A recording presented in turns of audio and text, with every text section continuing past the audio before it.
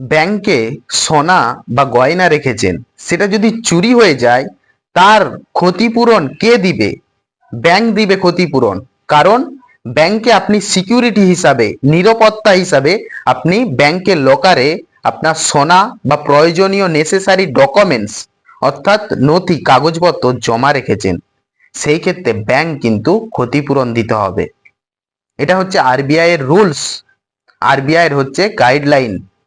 সেই ক্ষেত্রে ব্যাংকে এই যে চুরির ঘটনা ঘটে, ক্ষেত্রে ব্যাংকের লকারে আপনি যে জিনিসপত্র রেখেছেন, মূল্যবান জিনিসপত্র, সেই ক্ষেত্রে আপনি যে একটা ভাড়া পেমেন্ট করছেন, বার্ষিক একটা ভাড়া পেমেন্ট করছেন, আর জালিয়াতি চুরি ঘটনা ঘটলে ব্যাংক বার্ষিক যে ভাড়ার 100 গুণ হারে আপনাকে ক্ষতিপূরণ দিতে পারে।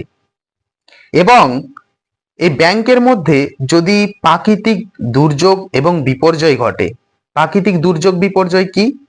ধরুন হচ্ছে ন্যাচারাল একটা বিষয়, প্রাকৃতিক বিষয়, যেমন ঘূর্ণিঝড়, বন্যা, এই ধরনের প্রাকৃতিক বিষয়ের কারণে আপনার যদি ব্যাংকের লকারে যে সমস্ত জিনিসপত্র মূল্যবান রেখেছেন সেটা যদি ক্ষতিগ্রস্ত হয়, সেই ক্ষেত্রে ব্যাংক কিন্তু দায়ী থাকবে না।